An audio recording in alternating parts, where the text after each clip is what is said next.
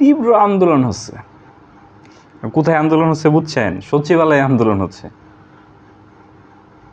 মানে যাদেরকে আমরা আমলা বলি তারাই আন্দোলন করতেছে। না, আন্দোলনের কারণ অনির্দিষ্ট। হ্যাঁ, কিছু তাদের স্বার্থপরিপন্থী কারণ আছে, এগুলো আমরা ওভাবে দেখতেছি না। আমি দেখতেছি যে আসলে আন্দোলন করার উদ্দেশ্য বিধেয়টা কি। এতকাল আন্দোলন হয় নাই, আর প্রত্যেকটা আন্দোলনের ক্ষেত্রেই মানে পরবর্তী শাসক যারা হবে এরা কিন্তু খুব একটা মানে এদেরকে প্রতিহত করার চেষ্টা করতেছে না, যে ঠিক আছে ভাইয়েরা আপনারা আন্দোলন করবেন না, আপনারা আসেন 15 দিন পরে আমরা ক্ষমতায় আসলে আপনাদেরকে সব সমস্যার সমাধান করে দিব, আপনার যা যা লাগে দিব। এই স্টেটমেন্টগুলো কিন্তু কেউ দিচ্ছে না। মানে এটা ভোট টানার জন্য এটা কিন্তু একটা বড় স্কুপ ছিল, কিন্তু ওরা কিন্তু আসলে এই স্টেটমেন্টগুলো দিচ্ছে না। কেন দিচ্ছে না? কারণ যারা আন্দোলন করতেছে ওরা ওদেরই লোক।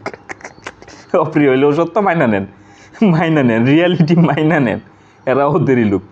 কারণ এরা এই ইউনুসের মাথায় কাঁঠাল ভেঙে খাইতে পারতেছে না। একে তো ইউনুসের মাথায় কাঁঠাল ভাঙতে পারতেছে না, তারপর কথা হচ্ছে যে 2 দিন পরে তো ইউনুস সাহেব চলে যাবে। এখন আমি ইউনুস সাহেবের মতো যদি কথা বলি, ইউনুস সাহেবের মতো যদি কাজ করি কথা মতো, তাহলে তো কিছুদিন পরে যারা ক্ষমতায় আসবে এরা এসে আমাদের উপর লাল দৌড়া চালাবে। তো সুতরাং কিছু করা যাবে না। আন্দোলন যাই হোক বুংবাং করে ইউনুস সাহেবরে কোনো মতে আমরা পাস করার পরে আমরা আমাদের মতো আবার চলে যাব। এখন আমি ওনার কথা শুনবো, 2 দিন পরে উনি থাকবে না, উনি চলে যাবে, ক্ষমতায় আসবে 5 বছরের জন্য রাজনৈতিক দল। তখন আইসা ওরা আমাদের উপর মানে ওদের রোষানলে পড়তে হবে না? প্রবলেম তো এখন 3 ধরনের কর্মচারী আছে। একটা হচ্ছে উইদাউট পলিটিক্যাল আইডেন্টি, একটা হচ্ছে ফেসিস্ট আইডেন্টি, আর একটা হচ্ছে new coming ruler identity.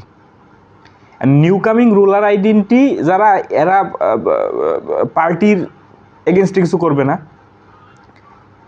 Fascist mentality যারা, এরা হচ্ছে যে ফেসিস্টে যারা বিতাড়িত করছে যেই সরকার এখন আছে, এদেরই দায়বদ্ধতা এরা দেখায়, এদের পক্ষে কিছু করবে না।